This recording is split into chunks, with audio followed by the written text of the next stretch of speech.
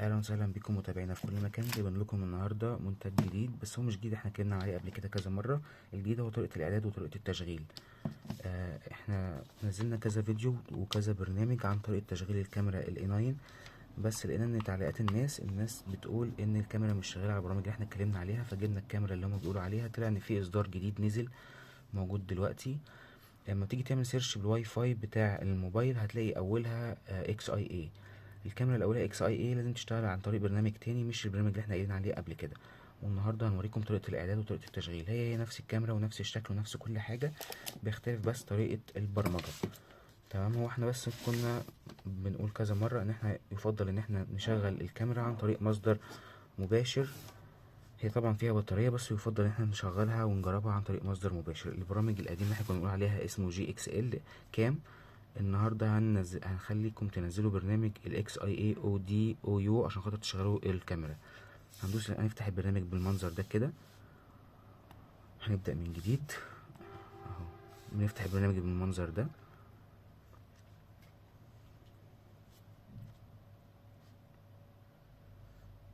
بنعمل على علامة الباص دي جو تو واي فاي.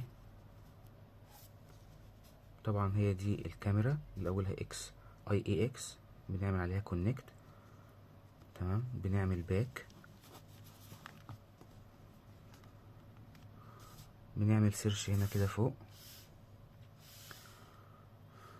بنعمل سيرش تاني. هي دي طبعا الكاميرا، هندوس عليها، هندوس شور تالت خطوة، هندوس هنا كده هتفتح لي الكاميرا. تمام.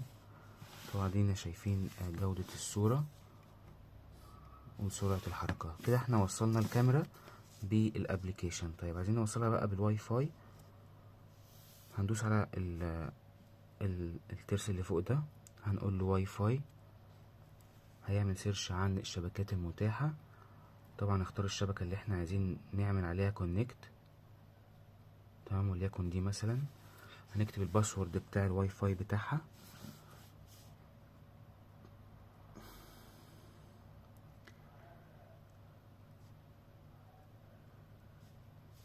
كده احنا دخلنا الباسورد بتاع الواي فاي بتاع الراوتر.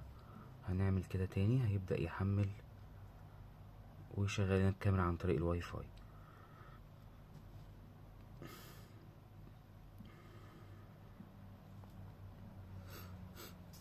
كده اشتغلت الكاميرا اهي عن طريق الواي فاي. تمام. ما تنساش تعمل لايك ومتابعة للفيديو عشان تشوف كل جديد. طبعا هنا في حبة اعداد في البرنامج، عن طريق ان احنا ممكن ناخد صورة كده لقطة او نسجل فيديو عن طريق كده. هتلاقي هنا بدأ تسجيل الفيديو.